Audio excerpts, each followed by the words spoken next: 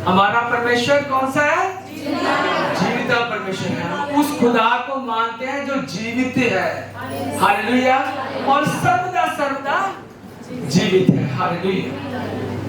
परमेश्वर का धन्यवाद करते हैं कि परमेश्वर की मोहब्बत सच्ची है। उसने अपने इकलौते पुत्र को हमारे लिए दे दिया और वो चाहता है कि हम सब भी उससे वैसी मोहब्बत रखें, हालेलुया। आज जो मैं बात करना चाहता हूँ, जो परमेश्वर का कलाम आज मैं आपके साथ बांटना चाहता हूँ, बहुत ही महत्वपूर्ण है, बहुत ही ज्यादा सोचने वाला, समझने वाला और हमेशा याद रखने वाला। आप इस वचन को अपनी जिंदगी में हमेशा याद रखना, हालेलुया। दुआ में बड़ी ताकत है। हम अकेले भी अपने घरों में दुआ करते हैं और अपने दोस्तों के साथ भी मिलकर हम क्या करते हैं? दुआ करते हैं। एक जन एक ही होता है, मगर एक जना और हमारे साथ आ जाए, एक और एक कितने हो गए?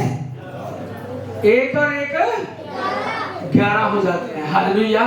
और एक के साथ एक जुड़ता जाए तो ये बढ़ते चले जाते हैं। और आज का मेरा वचन यही है कि हम जुड़ते चले जाएं, हम ऐसी दोस्तियां बनाएं, हमारे ऐसे दोस्त हों, हमारे ऐसे मित्र हों, ऐसे हमारे साथी हों जो हमेशा हमें प्रार्थना में बढ़ाते रहें, जो स्पिरिचुअल लाइफ से हमसे भी ज्यादा, हालेलुया। सारे माइक्स बंद करो, माइक को ऑन है, हालेलुया। कोई माइक ऑन है, ये ऑन है, ये भी ऑन है, हालेलुया। थोड़ी देर बंद करो, हालेलुया। हमारा जिनके साथ साथ है, जिनके साथ हम रहते हैं, हमें ऐसे साथियों की जरूरत है जो हमारे साथ मिलकर हमारी मुश्किल घड़ी में हमारा साथ दे। और सबसे बड़ा साथ कौन सा होता है? दुआ का साथ। जब हम मुश्किल में पड़ जाएं, तो जब कोई हमारे लिए दुआ करेगा तो हमें परमेश्वर उस दुआ को सुनेगा और वो प्रार्थना सुनी जाएगी जब, तो हमारी सब जरूरतें, हमारी मुश्किल का क्या हो जाएगा? हल हो जाएगा, हालेलुया। है ना बड़ी बात? मैं धन्यवाद करता हूं कि आज हमारे साथ कलीसिया खड़ी है। मैं कल याद कर रहा था कि पास्टर जी का गला, जैसा कि आप सब जानते हैं कि वचन को सुनाना, आराधना करना, लगातार प्रीचिंग करने की वजह से जो गले में जोर पड़ता है, ये लगातार कई सालों से खुदा के कलाम को सुना रहे हैं।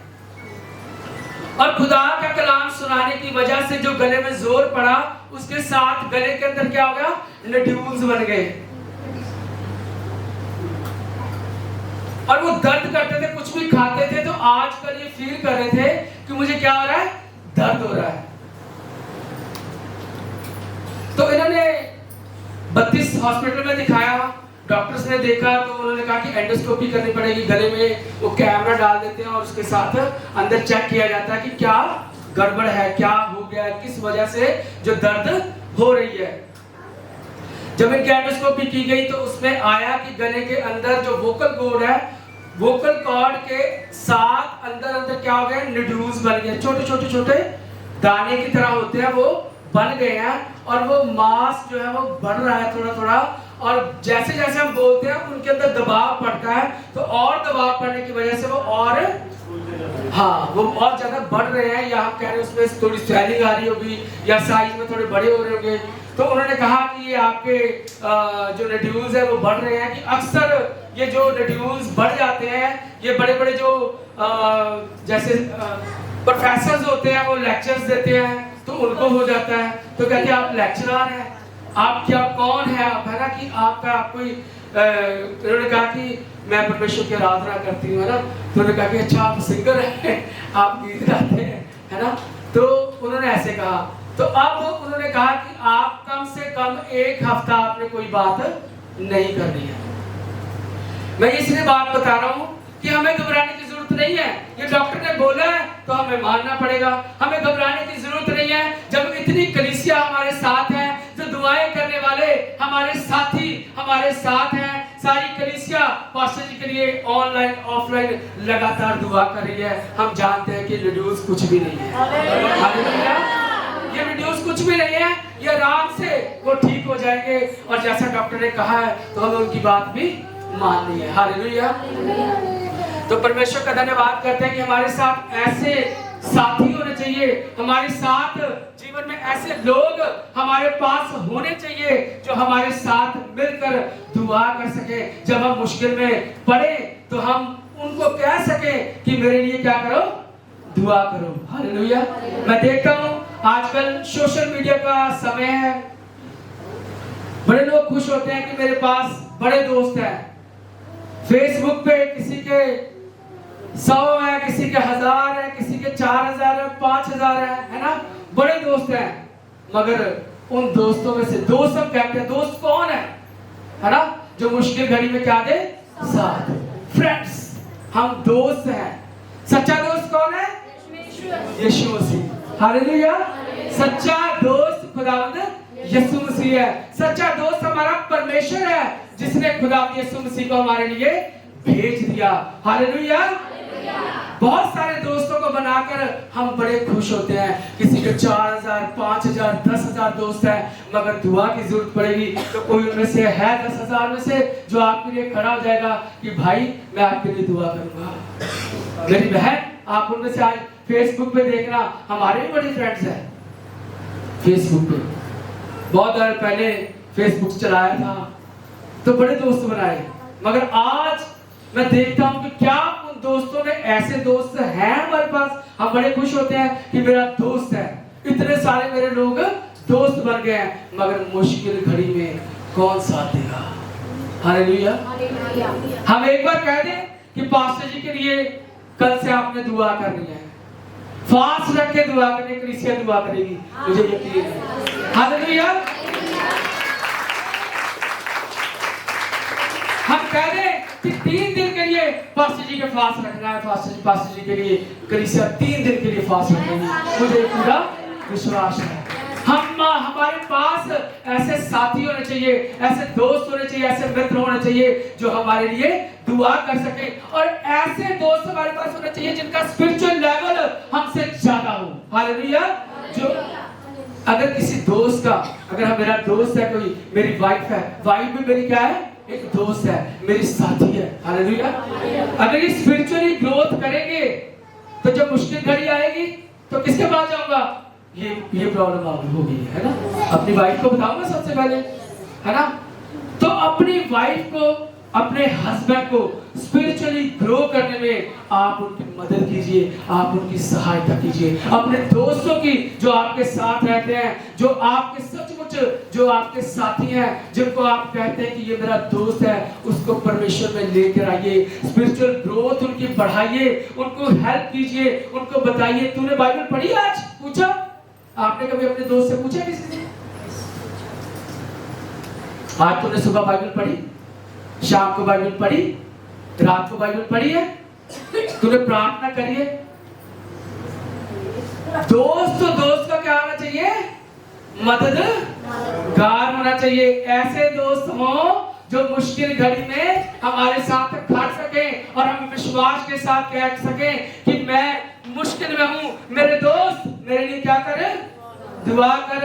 वाइफ की स्पिरिचुअल ग्रोथ इतनी ज्यादा हो कि मैं वाइफ से कहूं आज मेरे लिए क्या करो, दुआ करो, हालेलुया।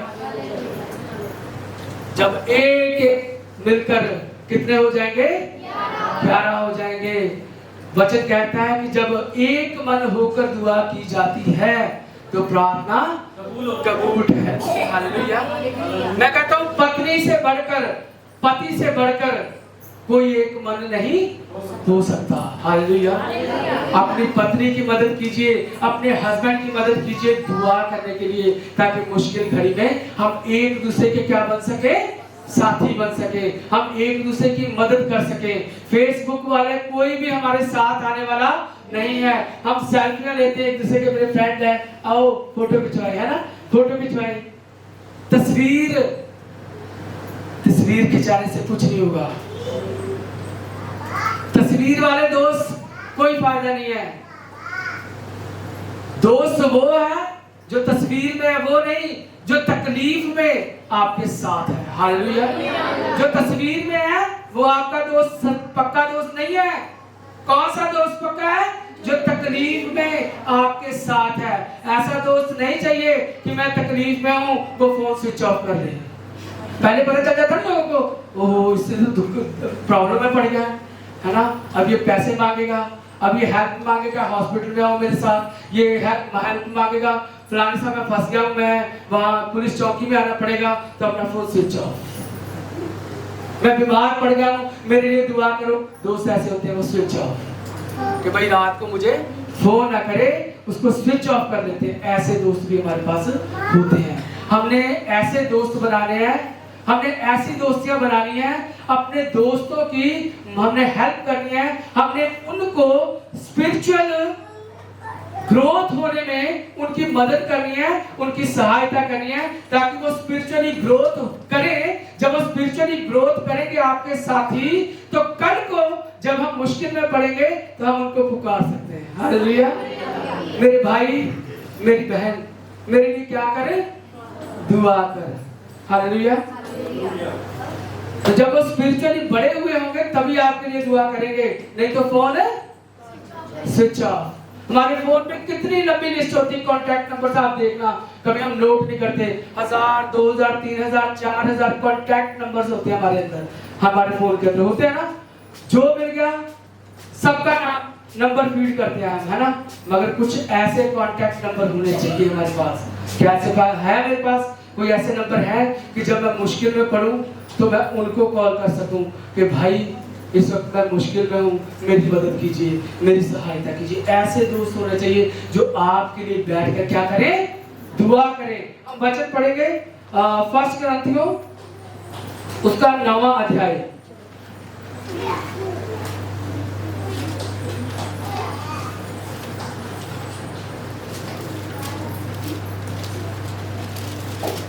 हालेलुया। ये कई बार हम पढ़ चुके हैं, एक अद्भुत तरीके से, एक अलग ढंग से आज हम इसको जानेंगे। हालेलुया।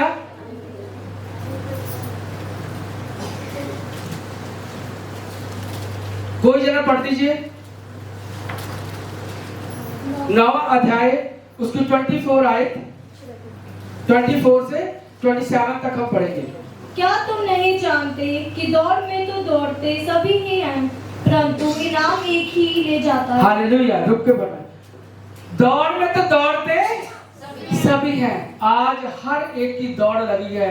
आज आप देखेंगे, आज हम कहते हैं कि कलीसिया बढ़ रही है, हर जगह कलीसिया बढ़ रही है। लोग परमेश्वर को क्या कर रहे हैं? ग्रहण कर रहे हैं। परमेश्वर को लोग जान रहे हैं। और हर एक की दौड़ क्या है? दौड़ में तो सभी दौड़ रहे हैं, मगर दौड़ है क्या? कोई बता सकता है? ये दौड़ कौन सी दौड़ है जो ये लोग हम चर्चिस में जा रहे हैं? हम कौन सी दौड़ ये दौड़ रहे हैं? परमेश्वर की दौड़, कि हम जीत जाएं और उसके स्वर्गीय राज्य में हम चले जाएं। हमारी इंडिविजुअली दौड़ है, ये करने की दौड़ है। हर एक की अपनी अपनी दौड़ है। यदि कोई चर्च में आज नहीं आ रहा, वो दौड़ में पीछे रह जाएगा। जो चर्च में आ रहा है, उसकी स्पिरिचुअल ग्रोथ हो रही है, वो आगे बढ़ जाएगा। हालेलुया। कभी हो सकता है कि हस्बैंड चर्च में आ रहे हैं, वाइफ ना आए तो काम चल जाएगा। परमेश्वर का कोई बात नहीं, उसकी वाइफ है, आने दो उसको भी, होगा ऐसे। ये इंडिविजुअली दौड़ है। दौड़ तो सारे दौड़ रहे हैं। इस दौड़ में सभी दौड़ रहे हैं, अपनी अपनी दौड़ लगा रहे हैं कि हम स्वर्गीय राज्य में, परमेश्वर के राज्य में पहुंच जाएं। कुछ लोग कहते हैं हम तो घर में बैठे दौड़ रहे हैं, घर में ही प्रेयर करी जा रही है, बहुत प्रेयर कर रहे हैं, मगर इकट्ठा होना ना छोड़ना। प्रभु का ये वचन कहता है, इकट्ठा होना ना छोड़ना। जब एक और एक मिलकर 11 हो जाते हैं, तो एक एक मिलकर हम यहाँ पर कितने लोग हो गए हैं। हालेलुया। एक एक एक एक एक एक एक कितनी लंबी लाइन बन जाएगी। हम उसको गिन भी नहीं सकते कि अमाउंट कितनी होगी, कितना नंबर कितना बन गया, हम उसको काउंट नहीं कर पाएंगे। हम इतने ज्यादा पावरफुल हो जाते हैं। हम जब इकल्ला रहेंगे, इकल्ला एक अंगीठी है, अंगीठी में बहुत सारे कोले होते हैं, और वो कोले क्या करते हैं? जगमगाते रहते हैं। और आग लगी रहती है। यदि उसमें से एक को हम निकाल कर बाहर रख दें, मैं उनके लिए कह रहा हूं जो चर्च आना मिस करते हैं, जो कहते हैं कोई बात नहीं, एक कोयला निकाल कर बाहर रख दीजिए, क्या होगा? कोई बता सकता है? वो ठंडा हो जाएगा, वो बुझ जाएगा। ऐसा ही है, जो चर्च नहीं आ रहे हैं वो बाहर पड़ा है, बाकी सब क्या करेंगे? ग्रोथ करेंगे, स्पिरिचुअली क्या करते जाएंगे? वो बढ़ते जाएंगे। हमने मदद करनी है, सहायता करनी है, जो बाहर चला गया है अंदर लेके आना है। हालेलुया। दौड़ में तो सभी दौड़ते हैं। Hallelujah, hallelujah. दोबारा पढ़ेंगे इसको। क्या तुम नहीं जानते कि दौड़ में तो दौड़ते सभी ही हैं? सभी दौड़ते हैं। दौड़ में, इस दौड़ में सब लगे हैं, सभी दौड़ते हैं। आगे, परंतु इनाम एक ही ले जाता है। इनाम एक ही ले जाता है। मगर हम ये दौड़ नहीं दौड़ रहे, ये दौड़ ऐसी है जिसमें हर एक को इनाम मिलेगा। कोई भी खाली हाथ नहीं जाएगा। हम ऐसी दौड़ दौड़ रहे हैं। हम अगर अपने साथी को साथ लेके, एक में क्या होता है कि हम दौड़ रहे हैं, दूसरे को पीछे छोड़ के दौड़ते हैं, है ना? मगर ये अनोखी दौड़ है। यदि हम दौड़ रहे हैं, हमारा साथी अगर पीछे रह गया, यदि हम उसका हाथ पकड़ के उसको भी साथ लेके साथ चलेंगे, तो हमारे लिए परमेश्वर ने क्या रखा है? इनाम रखा है। क्योंकि हम एक और रूप को क्या कर रहे हैं? जीत रहे हैं। हालेलुया।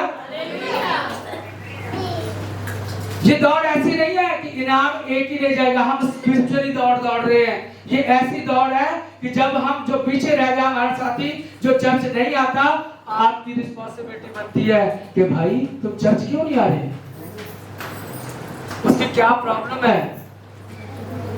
उसकी प्रॉब्लम का आप भी हल कर सकते हैं। हालेलुया। आप जितनों को चर्च लेके आएंगे, जितनों को परमेश्वर का वचन सुनाएंगे, जितने बैकस्लाइड हो गए हैं उनको आगे लेकर आएंगे, उनको यदि आप ग्रो कराएंगे, तो इसका इनाम के हकदार कौन होंगे? आप होंगे। हालेलुया। ये वो दौड़ नहीं है कि एक ही नाम ले जाएगा, ये अलग दौड़ है, ये स्पिरिचुअली दौड़ है। हालेलुया। आगे बढ़ेंगे। तुम वैसे ही दौड़ो कि जीतो। हालेलुया। ऐसी दौड़ दौड़ो कि तुम सब जीतो। हाँ। हर एक पहलवान सब प्रकार का संयम करता है। वह तो एक मुरझाने वाले मुकुट को पाने के लिए यह सब करते हैं, परंतु हम तो उस मुकुट के लिए करते हैं जो मुरझाने का नहीं। हालेलुया।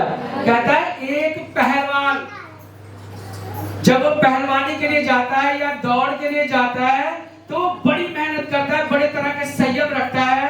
चाहे जितनी मर्जी जो भी उनको कहा जाता है कि ये करना है, वो करना है, ये तुमने नहीं करना, बड़ी मेहनत के साथ वो इनाम के चक्कर में, वो इनाम वचन कहता है जो मुरझा जाता है। जो वो जीतेगा ट्रॉफी, क्या वो साथ जाएगी? नहीं जाएगी। एक मुरझाने वाले इनाम को पाने के लिए वो बड़े संयम करता है। मगर हम ऐसे नहीं, हम उस इनाम के पीछे चल रहे जो कभी भी मुरझाने का नहीं, जो कभी मुरझाएगा नहीं। हम उस इनाम की, उस दौड़ के लिए हम सब दौड़ रहे हैं। हालेलुया। आगे, इसलिए मैं तो इसी रीति से दौड़ता हूँ। पौलुस कह रहा है, मैं तो इसी रीति से दौड़ता हूँ, ऐसी दौड़ दौड़ता हूँ। मैं ऐसी दौड़ नहीं दौड़ता कि जैसे हवा में मुक्के मारते ना, उसका कोई फायदा नहीं। हवा में मुक्के मारेंगे, किसी को लगेगा नहीं। आगे, परंतु लक्ष्यहीन नहीं। यस। मैं भी इसी रीति से मुक्कों से लड़ता हूँ, परंतु उसके समान नहीं जो हवा पीटता हुआ लड़ता है। हालेलुया। आगे, परंतु मैं अपनी देह को मारता कूटता और वश में लाता हूँ, ऐसा ना हो कि औरों को प्रचार करके मैं आप ही किसी रीति से निकम्मा ठहराऊं। हालेलुया। पौलुस कह रहा है कि मैं ऐसी दौड़ दौड़ता हूँ, बड़ी मुश्किल काम है। परमेश्वर के साथ चलना बहुत ही ज्यादा कठिन काम है। हालेलुया। हर बात को सहना, दूसरों की सहना, ये कठिन काम है। हम सह नहीं पाते हैं। थोड़ा सा कोई कह दे कुछ, हम नाराज हो जाते हैं। हालेलुया। ये क्या पौलुस कह रहा है? परंतु मैं अपनी देह को मारता कूटता और वश में लाता हूँ। ये बड़ा मुश्किल काम है, मगर ये मेहनत मैं करता हूँ। हालेलुया। ये बड़ी मेहनत मैं करता हूँ, चाहे जैसे भी हालात हो, दोस्त चाहे जैसे भी मिल जाए, जैसे भी हो, मैं बड़ी मेहनत के साथ उनको वचन सुनाता हूँ, परमेश्वर का काम मैं करता हूँ। हालेलुया। और कहता है कि ऐसा ना हो कि औरों को वचन सुनाते सुनाते मैं खुद क्या हो जाऊं, पीछे रह जाऊं। हम ऐसी दौड़ दौड़े कि हम सब इस दौड़ में जीते। एक दूसरे का भी ध्यान रखें कि वो परमेश्वर में बढ़ रहा है कि नहीं बढ़ रहा। हम अपना भी ध्यान रखें कि कहीं औरों को वचन सुनाते सुनाते कहीं हम पीछे, हम सुबह शाम कभी उसके लिए दुआ करें, कभी उसके लिए दुआ करें, कभी उसके घर जा रहे हैं, कभी इसके घर जा रहे हैं, औरों के लिए हम दुआ कर रहे हैं और अपने लिए हमारे पास समय ही नहीं है। ये जो दौड़ है ये दुनिया की दौड़ से बिल्कुल अलग दौड़ है। हम पढ़ेंगे इफिसियों की पुस्तक उसका 6वां अध्याय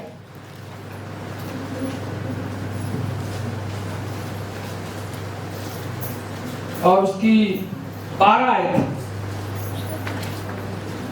ये जो लड़ाई है ना, ये जो दौड़ है, हमारा ये बल युद्ध जो है वो संसार के साथ है। कोई पढ़ दीजिए इसको।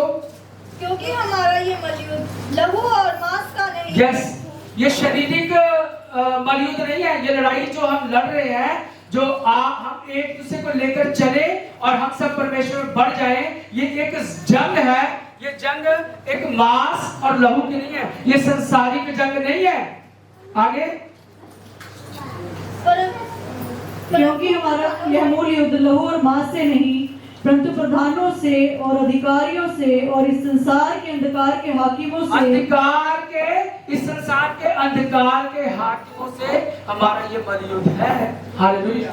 जब हम परमेश्वर में बढ़ते हैं तो आप देखते हैं, हम कईयों को कहते हैं कि आज से आपने बाइबल पढ़ना शुरू कर देना है। और जब वो डिसाइड करता है कि आज से मैं बाइबल पढ़ूंगा, आज से मैं परमेश्वर के साथ चलूंगा, ध्यान से इस बात को सुनिए, जब वो मन को बदल लेता है कि आज से पूरी तरह से मैं अपने आप को परमेश्वर के हाथों में दे दूंगा, जब वो ऐसा कहेगा, जब ऐसा करना चाहेगा, तब शैतान दिल बनाता है। वो उसके इर्द गिर्द घूमता है कि कौन सा मुझे मौका मिले। हर एक इंसान में कमी होती है, वो उस कमी को पकड़ता है, घर में लड़ाई झगड़े करवाता है। हालात हम सोचते हैं कि बाइबल में पढ़ रहा हूं, मगर हालात क्या होते हैं, बदलने लगते हैं, लड़ाई झगड़ा होने लग जाता है। क्यों? क्योंकि शैतान नहीं चाहता कि हम वचन को पढ़ें, शैतान नहीं चाहता कि हम परमेश्वर के साथ चले।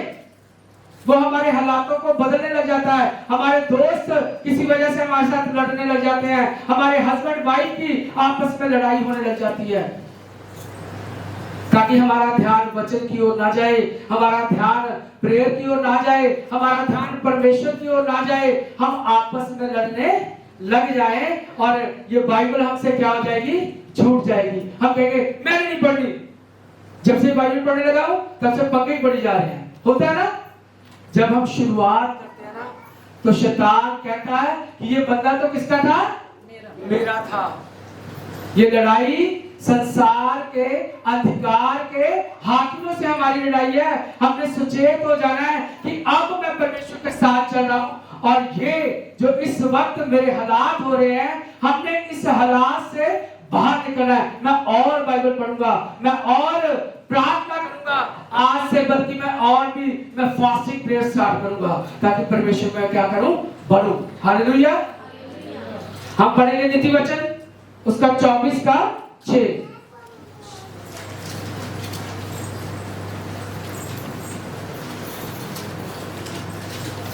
इसलिए जब तू युद्ध करे तब युक्ति के साथ करना, विजय बहुत से मित्रों के द्वारा प्राप्त होती है। हालेलुया।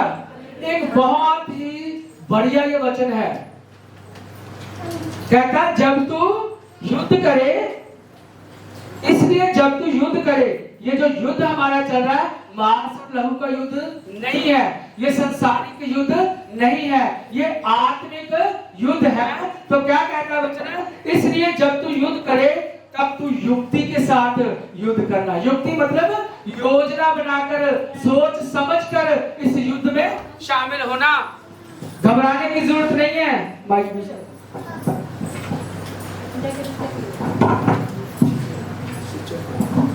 हालेलुया।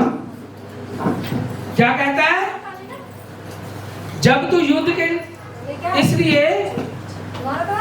इसलिए जब तू युद्ध करे तब युक्ति के साथ युद्ध करना।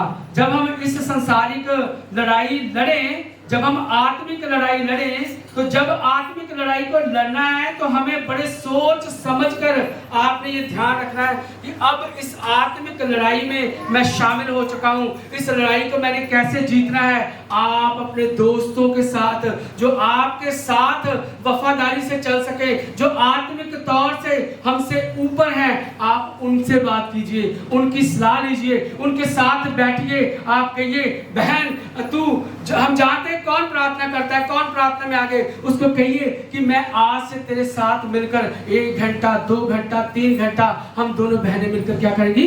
प्रार्थना करेंगी, क्योंकि आज से मैंने एक नया युद्ध छेड़ लिया है। हालेलुया। और इस युद्ध में जब मैं और मेरी बहन दोनों इकट्ठे बैठ के हम दुआ करेंगे तो इस युद्ध में क्या हो जाएंगे? हम जीत जाएंगे। हम इस युद्ध में हम विजयी होंगे। हालेलुया। जब हस्बैंड वाइफ दोनों मिलकर प्रार्थना करेंगे तो इस युद्ध में क्या हो जाएंगे? विजयी होंगे। हम योजना बनाएं कि आज से मैंने फास्टिंग प्रेयर स्टार्ट करी है, आप मेरी मदद करना। जब मैं फास्टिंग प्रेयर में बैठूंगा, आप मेरे लिए दुआ करना, मेरे लिए प्रार्थना करना। जब हम मिलकर प्रार्थना करेंगे तो परमेश्वर हमारी दुआ को सुनेगा और शैतान देखेगा कि ये 2 जने मिलकर दुआ कर रहे हैं, वो हमारे पास आने का नहीं, वो हमारे पास आने का साहस नहीं करेगा, उसकी हिम्मत नहीं होगी कि मैं इनके पास चला जाऊं। हम ऐसे आत्मिक तौर से बलवंत हो जाएं, हम आत्मिक तौर से ऐसे मजबूत हो जाएं कि दुष्ट ये सोचे भी ना कि इसके पास मैं चला जाऊं। हालेलुया। जब कहीं दुष्ट हो तो जब आपकी वहां पे एंट्री हो, उसकी चीखें निकल जानी चाहिए। हालेलुया। वो कहिए, कहां से आ गया? जब यीशु मसीह निकलते थे तो दूर से कहते थे, दुष्ट आत्मा पहचान लेती थी ना, वो क्या कहती थी? हम जानते हैं कि तू परमेश्वर का पुत्र है, तू समय से पहले हमें क्यों तंग करने आया है? खुदावंद यीशु मसीह उनको निकाल देते थे, इसलिए वो चिल्लाते थे। हमारे अंदर भी ऐसा हमारा आत्मिक स्तर हमारा इतना बड़ा हुआ होना चाहिए कि हम ये नहीं कि शैतान से हम डरे। रात को नींद नहीं आ रही जी, पास्टर जी प्रेयर कर दो, मुझे नींद नहीं आ रही। नहीं, आपको ये पता होना चाहिए कि मैं परमेश्वर की बेटी हूँ, मैं दुआ करूंगी, शैतान की जरूरत नहीं है। आज जिसके अंदर दुष्ट आत्मा होगी, मैं दुआ करूंगी, मैं दुआ करूंगा, ये दुष्ट आत्मा यहाँ से आउट होगी। हालेलुया। खुदावंद यीशु मसीह ने कहा ना, जो कुछ तुम मेरे नाम से मांगोगे वो मैं करूंगा। हालेलुया। इस बात पर भरोसा रखना है, इस बात पे हमने विश्वास करना है। हम देखते हैं डैनियल, दुआएं, कुछ लोगों ने दुआएं की। हम डैनियल की पुस्तक पढ़ते हैं, डैनियल की पुस्तक उसका 2रा अध्याय आप निकालिए।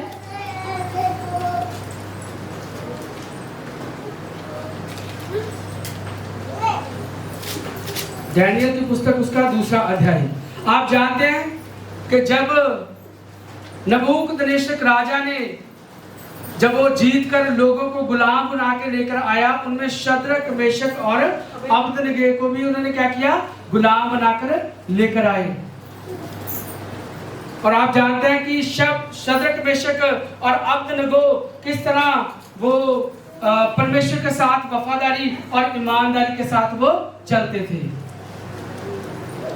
राजा को एक सपना आ गया और राजा ने कहा, मेरे इस नगर में जितने भी लोग हैं, जितने भी जो विद्वान हैं, जितने भी पंडित लोग हैं, जितने भी जो भी तारों का ज्ञान रखते हैं, जो भी बड़े समझदार माने जाते हैं, जिनको मैं इतनी तनख्वाह देता हूं, जितने उनके पैसे देता हूं, उनको आज सबको बुलाओ, मुझे एक सपना आया है और इस सपने का वो मुझे बताएं कि मुझे क्या सपना आया है और उसका मुझे अर्थ भी वो बताएं। हालेलुया। और यदि उन सपनों का वो अर्थ और उस सपने को वो नहीं बता पाएंगे तो सबके टुकड़े टुकड़े कर दिए जाएंगे। हालेलुया। तो आप जानते हैं डैनियल भी उनमें से एक था।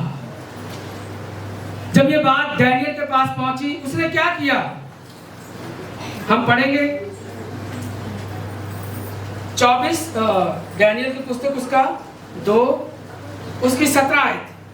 तब डैनियल ने अपने घर जाकर अपने संगी हनन्याह, मिशाएल और अजलिया को यह हाल बताकर कहा, इस भेद के विषय में स्वर्ग के परमेश्वर की दया के लिए यह कहकर प्रार्थना करो कि बेबीलोन के और सब पंडितों के संग दानियेल और उसके संगी भी नष्ट ना किए जाएं। हालेलुया। अब इसने क्या किया? दानियेल ने कुछ नहीं किया, सिर्फ वो अपने घर गया, आराम से अपने घर गया। आप जानते हैं कि उसको परमेश्वर पर बहुत ज्यादा भरोसा था। वो घर गया, वो घबराया नहीं, वो घर गया और क्या किया? अपने संगी, अपने दोस्तों के साथ उन्होंने बातचीत की। उसने क्या कहा? उनको कहा कि ये जो राजा ने आज्ञा निकाली है कि मेरा सपना जो आया है, मुझे वो सपना भी बताओ और उनका अर्थ भी बताओ। तो जितने भी लोग जो राजा के पास रहते थे, जितने भी शास्त्री लोग थे, पंडित लोग थे, वो राजा के पास बार बार जाते थे, हमें तू सपना बता दे, हम उसका तुझे अर्थ बता देंगे। राजा कहता नहीं, मुझे सपने सहित बताइए, तब मैं जानूंगा कि तुम्हारा सपने का अर्थ सच्चा है। वो कहते कि ऐसा दुनिया भर में कोई नहीं है कि जब तक तू सपना ना बताए उसका अर्थ बता दे। कोई ऐसा दुनिया में कोई भी व्यक्ति नहीं है। दानियेल नहीं घबराया। क्यों? क्योंकि वो जानता था मेरा परमेश्वर महान है, मेरा परमेश्वर जीवित परमेश्वर है, वो सब कुछ कर सकता है। वो अपने घर चला गया, आराम से घर गया और घर जाके अपने संगी, अपने दोस्तों के साथ, अपने साथियों के साथ जाकर उसने बातचीत की। हननिया, मिशेल, अजलिया को जाकर ये सारा हाल बताया। तो उन्होंने कहा कि सब जन क्या करो? प्रार्थना करो। हालेलुया। क्या प्रार्थना करो? कि इन लोगों के साथ दानियेल और उसका दोस्त भी मारा ना जाए। परमेश्वर के आगे क्या करो? दुहाई दो। और आगे लिखा है उसी रात परमेश्वर ने दर्शन में दानियेल को, जब उन्होंने दुआ करी, उन्होंने कितनी दुआ करी होगी, वो रात भर सोए नहीं होंगे। हो सकता है, ऐसा कुछ लिखा नहीं है इसमें, मगर हो सकता है उन्होंने रात भर, दिन भर उन्होंने प्रार्थना की होगी। उन्होंने खाना नहीं खाया होगा। पुराने जमाने में वचन कहता है कि जब वो दुआ करते थे, जो प्रार्थना करते थे, तो वो टाट ओढ़ लेते थे, टाट बिछाते थे, टाट ओढ़ते थे, राख सिर में डालकर वो दुआ किया करते थे। इन्होंने दुआ करी होगी। परमेश्वर, ये बहुत बड़ी बात है कि सपना भी पता चले और सपने का अर्थ भी पता चले। तू ही परमेश्वर है, तू ही हमें बता सकता। रात भर हो सकता वो सोए ना हो, उन्होंने दुआ करी और परमेश्वर ने उनकी दुहाई को सुन लिया। हालेलुया। क्या हुआ? सपना आया। परमेश्वर ने उसी रात दानियेल को सपन में बता दिया कि क्या सपना है राजा का और उसका क्या अर्थ है। हालेलुया। और हालेलुया, सपना भी बताया, उसका अर्थ भी परमेश्वर ने बता दिया। और जब जाके उसने राजा को बताया, सपने का अर्थ भी बताया और राजा को उसका सपना भी बताया, सपने का अर्थ भी बताया। हालेलुया। और जब ये बताया तो वो सारे के सारे वो भी छूटे और उसके दोस्त भी वहां से, जो राजा उनको मारना चाहता था, उसके दोस्त भी बच गए। जब हम दुआ करते हैं, हमारे पास ऐसे दोस्त होने चाहिए, हमारे पास ऐसे मित्र होने चाहिए, ऐसे हमारे साथी होने चाहिए जिनके साथ हम मिलकर दुआ कर सके और परमेश्वर हमारी दुआ को सुने। और जब हम मुश्किल घड़ी में पड़े तो फेसबुक वाले दोस्त हमारे काम आने वाले नहीं है। वो कॉन्टैक्ट नंबर चाहे जितने मर्जी लंबे हो, हमारे काम आने वाले नहीं है। चाहे दोस्तों की बड़ी लिस्ट हो, हम सब स्कूल वाले, हमारे हॉस्टल वाले, हमारे बाकी जो इधर उधर आस पड़ोस रहने वाले, वो सब मित्र हमें याद आएंगे। मगर हमें वो मित्र याद उस वक्त आना चाहिए जब हम मुश्किल घड़ी में हों, तो हम एकदम से सोच सके कि मेरे लिए मेरा दोस्त संदीप मेरे लिए दुआ करेगा, पास्टर इमानुएल मेरे लिए दुआ करेगा, मेरी बहनें मेरे लिए दुआ करेंगी।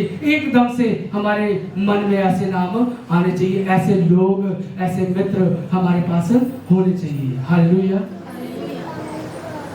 हम एक दूसरे को साथ लेके चले, एक दूसरे की मदद करें, एक दूसरे को पूछे आज आपने दुआ करी है, सुबह दुआ करी है, वो आपको ही फायदा देंगे। यदि आपके दोस्त दुआ में बढ़ जाएंगे, आपके साथ साथ रहने वाले दुआ में बढ़ जाएंगे, तो उसका फायदा आपको ही होगा।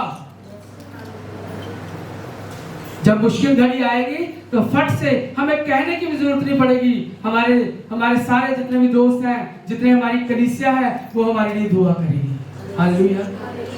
कुछ लोग औरों को तो कहते हैं भाई बीमार हो गया था मैं, मुझे किसी ने फोन करके नहीं पूछा। ऐसा सुनने में आया है। मैं उनसे पूछना चाहता हूं भाई, जब आप बीमार हुए किसी ने पूछा नहीं, तो क्या आपने लोगों से पूछा जब वो बीमार हुए? आप भी तो पूछो, आप भी तो दुआ करो कि भाई कलीसिया में कितने लोग बीमार होते हैं। जब आप दूसरों के लिए दुआ नहीं कर सकते, जब आप दूसरों को फोन करके उनका हाल नहीं पूछ सकते, जब आप कुछ करना नहीं चाहते, तो आप किस तरह से सोच सकते हैं कि मुझे लोग पूछे, मेरे लिए फोन करें? भाई आप बीमार हो, मैं आपके लिए दुआ करूं? जैसा करोगे, जिस नाप से तुम नापोगे उसी नाप से तुम्हें नापा जाएगा। हालेलुया।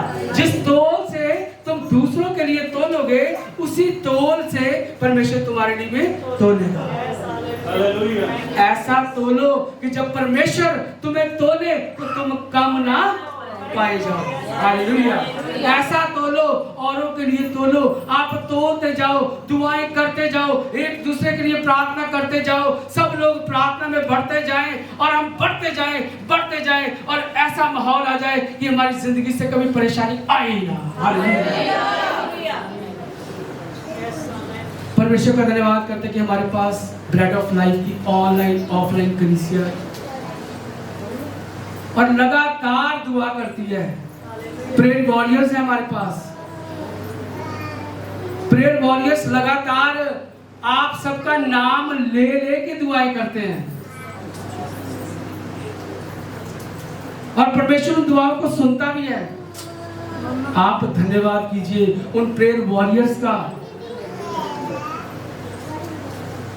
परमेश्वर का धन्यवाद कीजिए कि परमेश्वर आप हमें ऐसी कलीसिया में लेके आए हैं जहां दिन रात हमारे लिए क्या होती है? दुआ होती है, हमारे लिए प्रार्थना होती है, हमारा नाम ले लेकर यहाँ दुआएं होती हैं। हमारे बड़े बुजुर्गों के लिए, हमारे बच्चों के लिए, हमारे घराने के लिए दुआएं होती हैं। हम ऐसी कलीसिया में हैं, हम दुआ करते हैं। हमारे पास्टर्स, हमारे प्रेयर वॉरियर्स हमारे लिए क्या करते हैं? दुआएं करते हैं। मगर हैरान हो जाता हूँ ऐसे लोगों से मैं। कुछ लोग ऐसे भी हैं, कुछ तो बहुत धन्यवाद करते हैं कि परमेश्वर तेरा धन्यवाद है कि इतनी प्रार्थनाएं हमारे लिए होती हैं, इतने काम परमेश्वर ने हमारे लिए किए। जैसी आपकी सोच होगी ना, वैसे ही परमेश्वर आपके जीवन में काम करेगा। नेगेटिव सोच नेगेटिव काम, पॉजिटिव सोच पॉजिटिव काम। आपके लिए लोग दुआएं कर रहे हैं, रो के दुआएं कर रहे हैं, मगर आप कुछ लोग हैं उनके पास थैंक्स वर्ड है ही नहीं है। थैंक्स वर्ड उनके पास है ही नहीं है। वो फिर भी देखते हैं बुराई कौन सी है, गलती कौन सी करते हैं। ये दुआ में खांसी कर रहे थे, हैं? ये दुआ बैठ के कर रहे थे, ये खड़े होकर दुआ कर रहे थे, ऐसी बातें। वो गवाही ऐसे दे रहे थे, वो बड़ी दुआएं देते हैं, वो बड़ी दुआएं करते हैं। ऐसे लोग हैं जो परमेश्वर में बढ़ रहे हैं, जो आपके लिए दुआएं कर रहे हैं, उनको धन्यवाद दीजिए। और उससे बड़ी बात, आप भी उनके लिए दुआएं कीजिए जो आपके लिए दुआ करते हैं। करनी चाहिए ना? जो लोग आपके लिए दुआएं करते हैं उनके लिए भी दुआ कीजिए। जितने लोग इकट्ठे होंगे ऐसी गिनती बनेगी जिसको काउंट नहीं किया जाएगा। आप आज लिखना, चर्च का एक बंदे का नाम लेके कहना, पास्टर डैनियल, पास्टर वीना, सबका नाम ऐसे ऐसे ऐसे ऐसे एक डंडी खींचना और उस अमाउंट को पढ़ना। 1, 11, 101, 111। और जब पढ़ते जाएंगे आप आध में भी नहीं, आप मुश्किल से 10 तक आप उस वर्ड को बोल पाएंगे। काउंटलेस हो जाएंगे आप।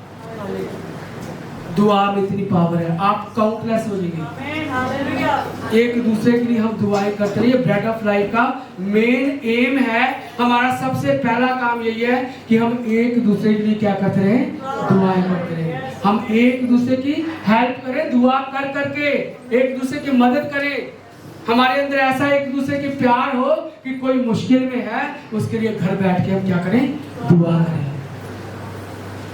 हम देखते हैं एस्तर की पुस्तक यदि हम पढ़ें,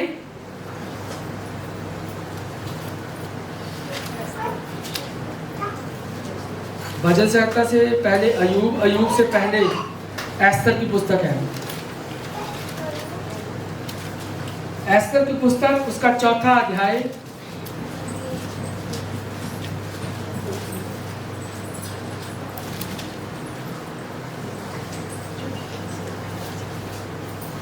हालेलुया।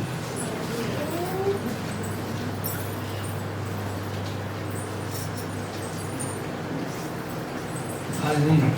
इसमें हम देखते हैं एस्तर ने दुआ करी, कैसे करी। जब हमान वहां का मंत्री था तो हमान सब यहूदियों को खत्म करना चाहता था और उसने बड़ी योजना तैयार की। और जो रानी जो एस्तर थी, जब उस तक ये बात पहुंची कि हमान ने बड़ा तगड़ा प्लान किया है कि सब यहूदियों को क्या कर दिया जाए, खत्म कर दिया जाए। और मोद्रक जो उसका चाचा था, जब उसके पास पहुंचा उसने मैसेज भेजा कि ऐसे ऐसे हो रहा है और यहूदियों को खत्म करने की हमान ने क्या बनाई है, साजिश बनाई है। वो तैयारी कर रहा है कि सब यहूदियों को क्या कर दिया जाए, खत्म कर दिया जाए। तो एस्तर रानी ने उस वक्त क्या किया, हम पढ़ेंगे 4:16। एस्तर रानी ने अपने चाचा को क्या कहा, अब सुनिए। तू जाकर शूशन के सब यहूदियों को इकट्ठा कर। हालेलुया। तू शूशन के सब यहूदियों को इकट्ठा कर। वो यहूदी जिन्हें जो हमान है जो मारना चाहता है, उन सब यहूदियों को इकट्ठा कर। यहूदी उसके क्या थे, उसके सारे जितने भी, वो रानी भी यहूदी थी, तो उन सबको यहूदियों को क्या कहती है, इकट्ठा कर। हाँ आगे। और तुम सब मिलकर मेरे निमित्त उपवास करो। वो सब उनको कहा कि सब यहूदी मिलकर मेरे निमित्त क्या करो, उपवास करो। वो अपने लिए क्यों कह रही है, सब यहूदियों को खत्म करने की राजा उसने हमान ने आज्ञा निकाली, मगर वो क्या कह रही है कि सब यहूदियों को इकट्ठा करो। मोद्रक को कहा कि जाओ और सब यहूदियों को इकट्ठा करो कि वो मेरे निमित्त क्या करें, उपवास रखें और क्या करें, प्रार्थना करें। आगे 3 दिन रात ना तो कुछ खाओ और ना कुछ पियो। हाँ, 3 दिन और 3 रात तुम ना कुछ खाओ और ना कुछ पियो। ऐसी प्रार्थना करो कि वो मेरे लिए करो। रानी कह रही है मेरे लिए ऐसी प्रार्थना करो कि 3 दिन 3 रात तुम ना तो कुछ खाओ और ना कुछ पियो और लगातार मेरे लिए क्या करते रहो, प्रार्थना करते रहो। आगे मैं भी अपनी सहेलियों से उसी रीति उपवास करूंगी और ऐसी ही दशा में मैं नियम के विरुद्ध राजा के पास भीतर जाऊंगी और यदि नष्ट हो गई तो हो गई। हालेलुया। रानी एस्तर के पास उसकी सहेलियां हैं। वो कहती है, वो रानी थी बेशक, मगर वो परमेश्वर के भय में रहने वाली थी। और जो लोग परमेश्वर के भय में रहते हैं, उनके मित्र, उनकी सहेलियां भी ऐसी होती हैं। उसको अपनी सहेलियों पर भरोसा था। उसने कहा मैं अपनी सहेलियों को कहूंगी, क्या कहूंगी, उसने अपनी सहेलियों के लिए कहा कि मैं अपनी सहेलियों सहित उसी रीति से जैसा मैंने तुम्हें कहा, यहूदी सब मिलकर दुआ करो, प्रार्थना करो, 3 रात 3 दिन तुम ना कुछ खाना ना कुछ पीना। और इसी रीति से मैं भी अपनी सहेलियों से कहूंगी और हम सब मिलकर भी प्रार्थना करेंगे। किस लिए, कि यहूदी मारे ना जाए। उसने कहा मेरे निमित्त, मेरे लिए तुम क्या करो, उपवास रख के क्या करो, प्रार्थना करो। हालेलुया। और राजा जो था, राजा के पास एस्तर ने इस बात को लेकर जाना था और राजा की आज्ञा नहीं थी।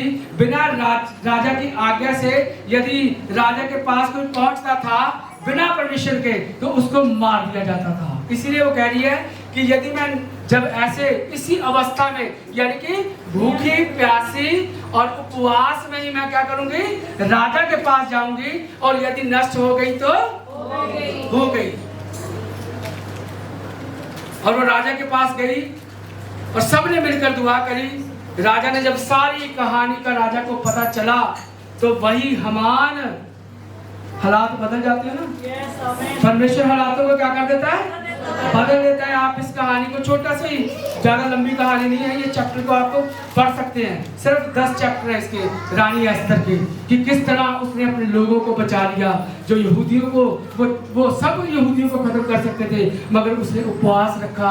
उसने अपनी सहेलियां, उसके पास ऐसी सहेलियां थी जो उसके लिए दुआ कर सकती थी। उनको अपनी सहेलियों पर भरोसा था कि मेरी सहेलियां हैं जो मेरे लिए दुआ करेंगी और मैं भी दुआ करूंगी। और जब उपवास रख के मैं उसी अवस्था में जब राजा के पास जाऊंगी, तो चाहे मैं मर भी जाऊं, मुझे कोई गम नहीं है, पर मैं राजा के पास जरूर जाऊंगी। और जो हामान था, जिसने उन सबको मारने की योजना बना रखी थी, अंत में उसी जो एक खंबा था जो 50 हाथ लिखा हुआ कि ऊंचा था, जिस पर वो चाहता था मोद्रके को क्या किया जाए, लटका दिया जाए, फांसी दे दी जाए।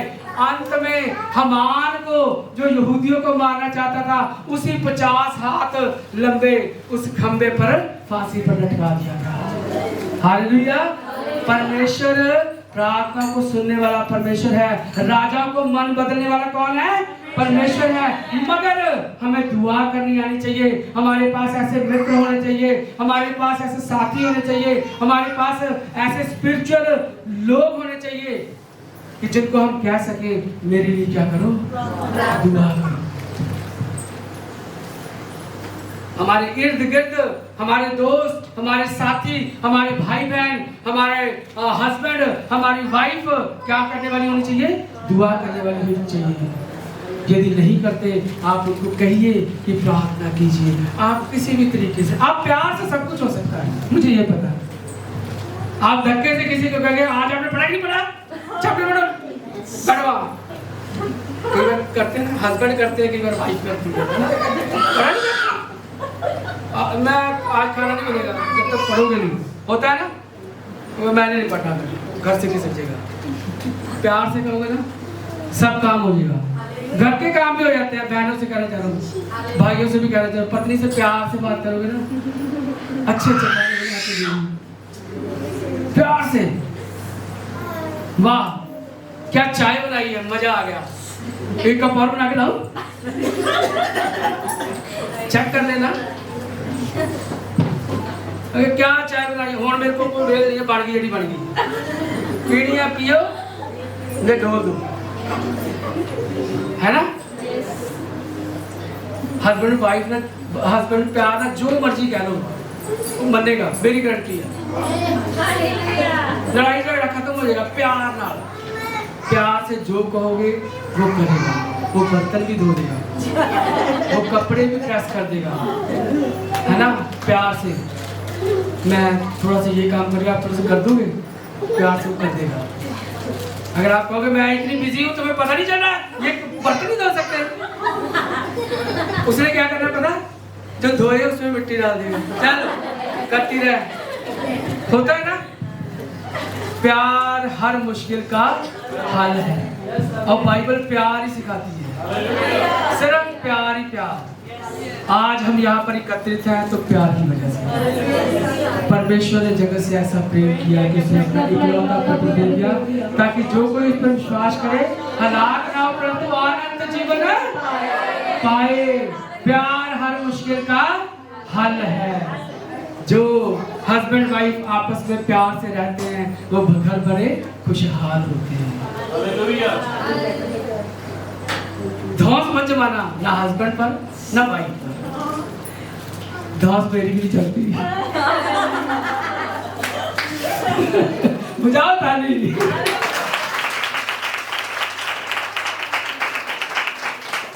धौंस मेरी भी नहीं चलती और धौंस इनकी भी नहीं चलती, ना चलनी चाहिए। धौंस ना चलेगी ना चलने देंगे। अपने घर में कभी धौंस हमने नहीं जमा दी, ना हस्बैंड वाइफ पे जमाए, ना वाइफ हस्बैंड से धौंस जमाए। प्यार से कहिए, देखो कैसे काम होते हैं। नवा सूट एकदम बढ़िया आएगा, ठीक है, 600 ना चाहिए, 2000 डालूंगा, वाह, मैं अपने घर में गिफ्ट लेके आया, है ना। अगर बढ़िया सूट चाहिए ना, तो प्यार से, ये एक की है, चाबी है एक ताले की एक चाबी है। प्यार से यदि घर में रहना तो ये चीजें हमें चाहिए। और आगे हम देखते हैं कि यीशु मसीह जब बागे अदन में थे, जिस रात वो पकड़वाए जाने थे, जब पकड़वाने जाने थे, मैं शॉर्ट में थोड़ा बताता हूँ कि जब यीशु मसीह पकड़े जाने वाले थे उस रात उनको भी जरूरत पड़ी। उन्होंने क्या कहा अपने चेलों से, आओ मेरे साथ रात भर जागो और प्रार्थना करो। जब यीशु मसीह को जरूरत पड़ रही है प्रार्थना की, तो हम क्या चीज है, हमें तो पड़ेगी ना, हमें तो साथियों की जरूरत पड़ेगी। वो 4 बार यीशु मसीह, चौथी बार जब आए तो पहली बार भी सोते पाया, दूसरी बार भी सोते पाया, तीसरी बार भी सोते पाया, और चौथी बार उन्होंने कहा अब क्या करते रहो, सोते रहो। यीशु मसीह को भी ऐसे साथियों की जरूरत थी, चाहे उन्होंने साथ नहीं दिया, वो सो गए। यीशु मसीह ने कहा मेरे साथ जागो, दुआ करो कि तुम परीक्षा में ना पड़ो, मगर वो सो गए। यीशु मसीह को भी अपने दोस्तों की, अपने साथ, अपने संगियों की जरूरत थी कि वो मेरे साथ रात भर जागे और दुआ कर सके। हालेलुया। और यदि हम देखें कि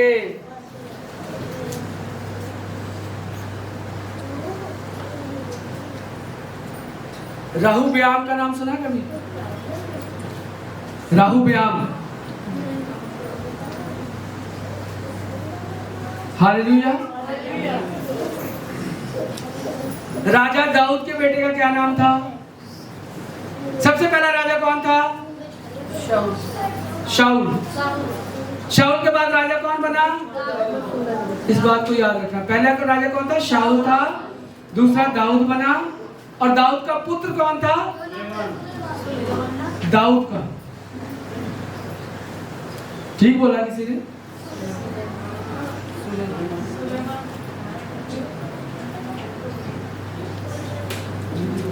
हम पढ़ेंगे सेकंड के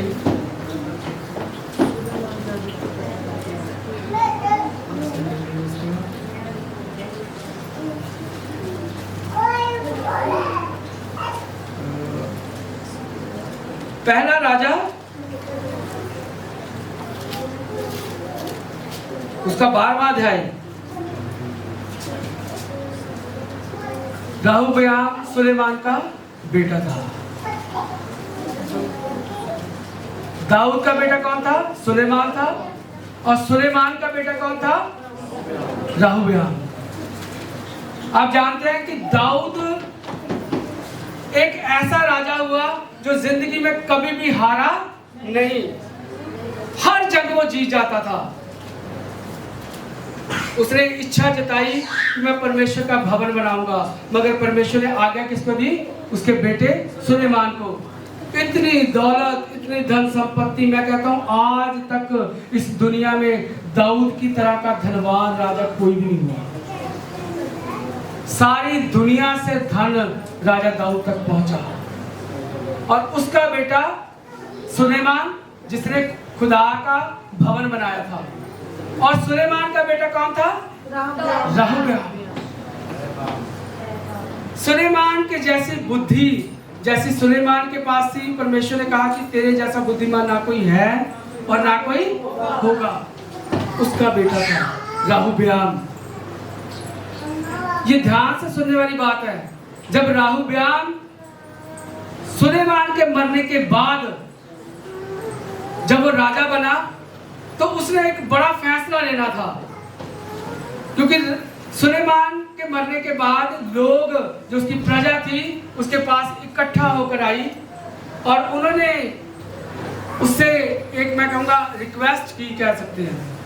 उन्होंने उसके पास कि तू राजा, नया राजा बना है, तो जो राजा सुलेमान था उसने हमारे ऊपर, जैसे होता है ना कि टैक्स लगता है, जीएसटी लगती है ना, ये पहले से लगती आई है। तो कहते हैं कि राजा ने हमारे ऊपर भारी टैक्स लगा रखा था, तो हम ये बेनती लेकर आए हैं सब जन इकट्ठे होकर कि जो भारी टैक्स है हम पर से उठा ले, या उसको क्या कर दे, कम कर दे। तो उसने क्या किया? वो कहता है कि अभी मैं सोच कर बताऊंगा, मुझे 3 दिन का क्या दे दो, समय दे दो।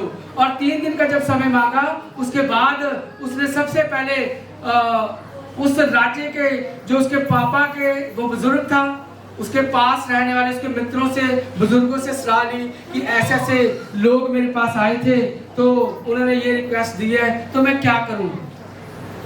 तो उन बुजुर्गों ने उसे सलाह दी कि ठीक है, अगर वो आपके पास आए थे तो अगर कोई आता तो उसकी हमें सुननी है, तो उनके साथ प्यार से बर्ताव कर। इसकी 12 की 7 में उन्होंने उसको उत्तर दिया, यदि तू अभी प्रजा के लोगों का दास बनकर उनके अधीन हो और उनसे मधुर बातें कहे, तो वह स्वयं तेरे अधीन बने रहेंगे। मतलब प्यार के साथ यदि तू उनके साथ डील करे तो सदैव किसके बने रहेंगे? तेरे बने रहेंगे। अब उसको लगा कि टैक्स कट जाएगा, अब क्या करूं।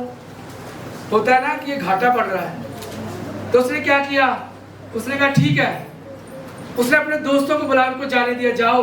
उसके बाद अपने दोस्तों को बुलाया जो उसके हम उम्र थे। राजा भी लड़का सा था, उसके दोस्त सब इकट्ठे हुए, उनको बताया यार लोग आए थे मेरे पास, वो कह रहे कि टैक्स को क्या कर दिया जाए, कम कर दिया जाए। कहते यार कम कर दोगे? अगर कम कर देंगे तो ये लोग, जो इतने भी लोग तेरे पास आए थे ना, ये कल को तुझे तंग कर देंगे, आज तो ये डिमांड पूरी कर देगा, कल को और डिमांड लेके आएंगे, और यदि ये टैक्स कम कर दिया जाएगा तेरा राज्य कैसे चलेगा।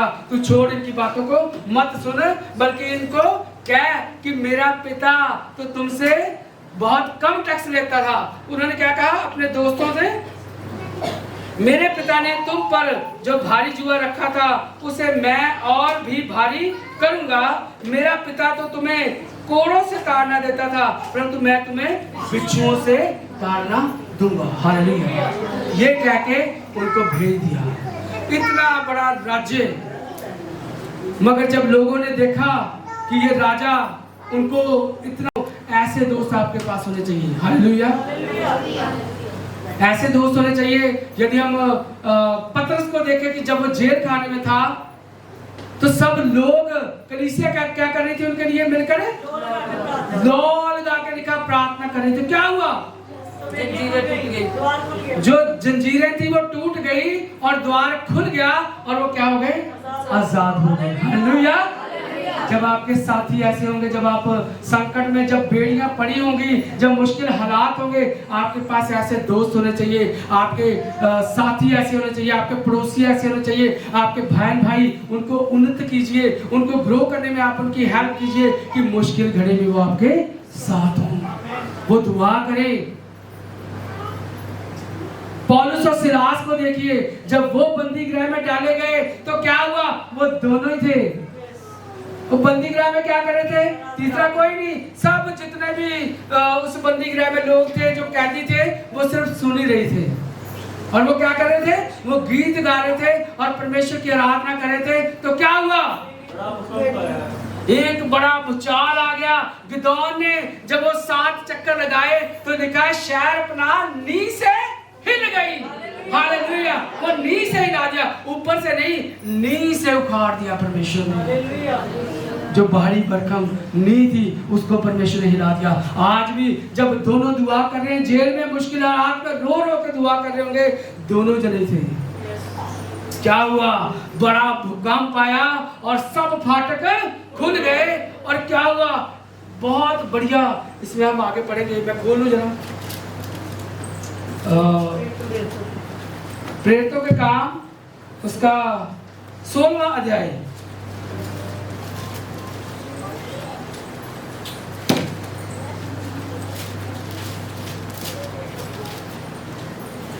प्रार्थना के सिर्फ इतना ही नहीं होता, और भी कितने कितने काम होते हैं जिनको हम नहीं जान पाते कि परमेश्वर और भी क्या क्या कर देता है। 16-25। हाँ, आधी रात के लगभग प्रार्थना करते हुए परमेश्वर के वचन गा रहे थे। हाँ। और उसके कोर्ट कैदी उनकी सुन रहे थे। गृह में एकाएक बड़ा भूकंप आया, यहाँ तक कि बंदी गृह की नींव गिर गई और तुरंत सब द्वार खुल गए और सबके बंधन खुल पड़े। हालेलुया। ऐसा भूकंप आया कि सब जंजीरें खुल गई, द्वार खुल गए, और जो वहां का द्वारपाल था, जो वहां पर बैठा हुआ था, उसने सोचा कि कैदी भाग गए। उसने कहा नहीं, हम भागे नहीं है, हम यहीं पर हैं। वो दिया ला के देखता है तो अंदर ही थे। तो क्या हुआ, उसी रात उसने अपने घराने समेत क्या लिया, दुआ से नींव भी हिल गई। और क्या काम हुआ, वो जो उनको पकड़ के बैठा हुआ था, जिसने लॉक लगा रखे थे, उसने अपने घराने समेत क्या किया, बपतिस्मा लिया। और वचन क्या कहता है कि तू बच, तेरा घराना बचाया जाएगा। 31 आयत पढ़ दीजिए। क्या हुआ जब हमने दुआ करी, नीयत तो हिली, बपतिस्मा भी लोगों ने लिया। आगे उन्होंने कहा, प्रभु यीशु मसीह पर विश्वास कर तो तू और तेरा घराना उद्धार पाएगा। हालेलुया। उन्होंने कहा प्रभु यीशु मसीह पर विश्वास कर, तू और तेरा सारा घराना क्या पाएगा, उद्धार पाएगा। ऐसे होता है जब हम दुआ करते हैं, हमें तो यही पता कि हम दुआ कर रहे हैं, उसके जरिए आगे आगे आगे क्या काम होते हैं हम उन बातों को जान नहीं पाते। परमेश्वर सब कुछ करने वाला है, परमेश्वर सब कुछ कर सकता है। हालेलुया।